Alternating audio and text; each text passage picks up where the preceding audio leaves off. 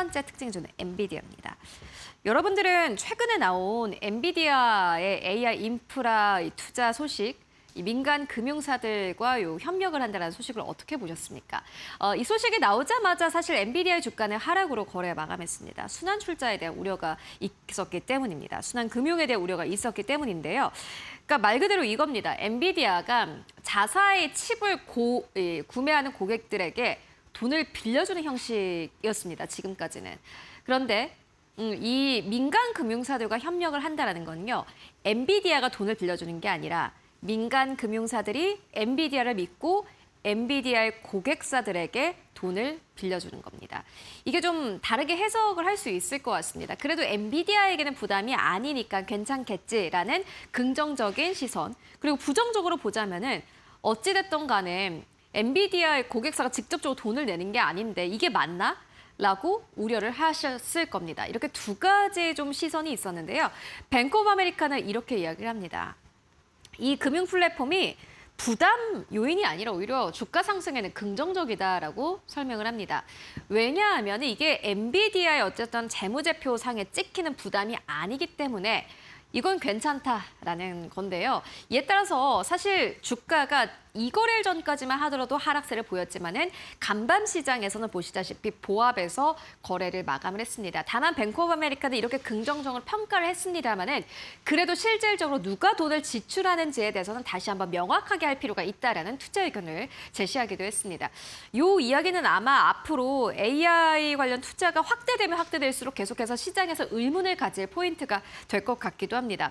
많은 투자은행들이 실질적으로 투자 의견을 내고는 있는 상황인데 어떤 명확한 답이 아직 내려오지는 않은 것 같고요. 일단 시장에서 약간의 눈치 보기가 있는 상황입니다. 다만 이러한 상황 속에서 민간 금융사들의 주가가 함께 상승했다라는 점, 블랙스톤, 아폴로 매니지먼트 이런 기업들, 엔비디아와 손잡는 기업들의 주가는 상승 탄력을 보였다라는 점이 시장의 또 다른 특기점이다라고 보시면 될 것 같고요. 두 번째 기업으로는 트럼프 미디어 앤 테크놀로지입니다. 주가가 5% 이상 하락했습니다.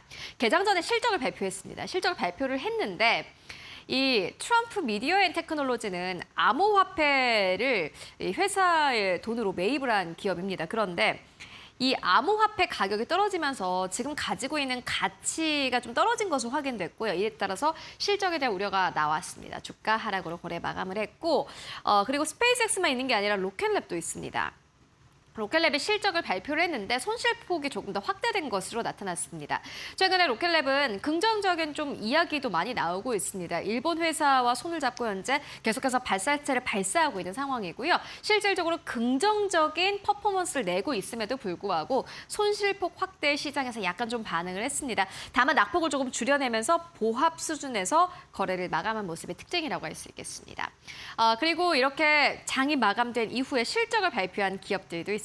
먼저 첫 번째 기업으로는요. 여러분들 많이들 기다리셨을 슈퍼 마이크로 컴퓨터입니다. 서학개미 분들이 굉장히 많이 가지고 있는 그러한 기업인데 매출 같은 경우는 111억 2천만 달러로 집계가 됐고요. EPS 같은 경우에는요. 시장 예상치 대비해서 소폭 상회한 1.7달러로 이게 기록이 됐습니다. 순이익도 역시나 마찬가지로 보시다시피 전년 동기 대비했을 때 504% 이상 성장한 것으로 나타났고 시장에서 좀 기다렸던 부분이 신규 주문입니다. 신규 주문 같은 경우에는 600억 달러 이상으로 현재 집계가 된 것으로 나타났습니다. 총이익률도 역시나 마찬가지로 17.6%, 영업 현금 흐름도 역시나 마찬가지로 흑자로 전환된 것으로 확인이 됐습니다. 일단은 슈마컴 전체적으로 실적 자체는 괜찮았고요. 그리고 이뿐만이 아니라 2027 회계연도 연간 매출을 650억에서 720억 달러로 전망을 했는데 이게 시장의 예상치 대비해서 괜찮았습니다. 이에 따라서 슈마컴 자체의 실적이 나쁘지 않구나라는 것을 다시 한번 확인할 수 있었고요. 시간의 거래에서 움직이고 있습니다. 바로 시간의 거래의 움직임 만나보도록 하겠습니다. 정규장에서 사실 크게 움직임이 없었습니다. 왜냐하면 최근에 슈마컴에 대한 전체적인 기대 자체가 좀 낮아졌기 때문일까요? 실적 발표를 앞두고도 크게 기대하지 않았는데 생각보다 엄청난 실적을 내면서 특히나 매출 가이던스 자체를 상향 조정하면서 보시다시피 주가가 큰 폭으로 뛰어오른 모습 함께 확인하실 수 있습니다. 장중에는 애프터마켓에서 10%대 급등세를 보이기도 했었는데 현재 약간 내어주면서 8.64%의 상승세로 현재 구간 지나가고 있습니다. 34.36달러 지나가고 있습니다. 그리고 월가에서 어떻게 보면은 빅테크 기업들만큼이나 실적 발표를 기다린 기업이 있습니다. 바로 코어웨이브인데요. 클라우드 쪽에서 어느 정도 매출이 나왔나 하고 기대를 좀 하셨던 분들도 많을 것 같은데 보시다시피 매출 같은 경우에는 25억 8천만 달러로 집계가 됐고요. 이게 전년 동기 대비해서 112% 넘게 성장한 숫자이기도 합니다. 주당 순손실도 역시나 마찬가지로 시장에서 예상했던 것보다 그 손실폭이 조금 줄었습니다. 1.14 주당 손손실이 나타난 것으로 확인됐습니다.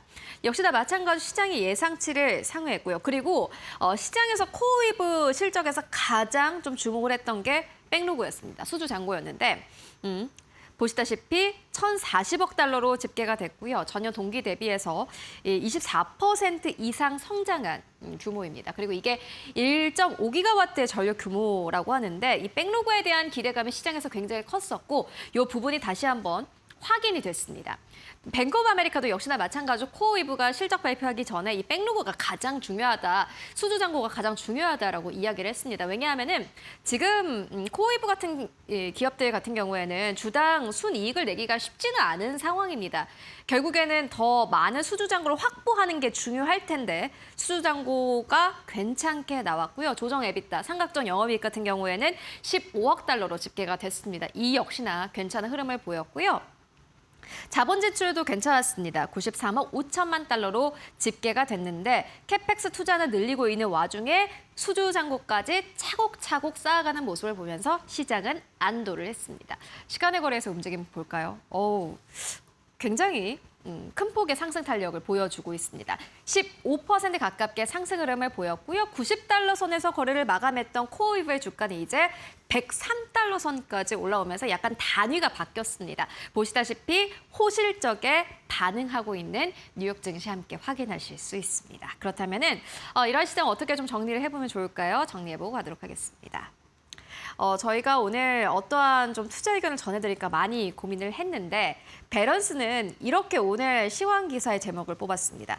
CPI 발표를 앞두고 제자리 걸음을 하는 증시다라고 이야기를 했습니다. 물론 저희가 오늘 뭐 상승한 종목들, 하락한 종목들 많이들 전해드리긴 했는데 사실 이렇게 특징주를 꼽기가 힘들었던 시장이 최근에 있었나 싶습니다. 왜냐하면은 이렇다 할 움직임이 있었던 기업들이 많이 없었기 때문입니다. 어떻게 보면 좀 이유를 붙이는 그런 시장이 아니었나 하는 생각이 드는데요. 결국에 소비자 물가지표 CPI 발표를 앞두고 있기 때문에 시장에서는 거의 움직임이 없었습니다.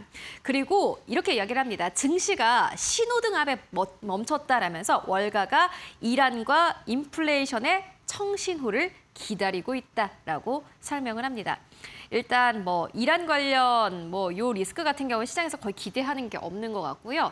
다만 CPI, 소비자 물가 지수에 대한 우려감은 여전히 있는 상황입니다. 이에 대해서 또 월가에서는 어떠한 반응을 보일지 함께 체크해 보시면 좋을 것 같습니다.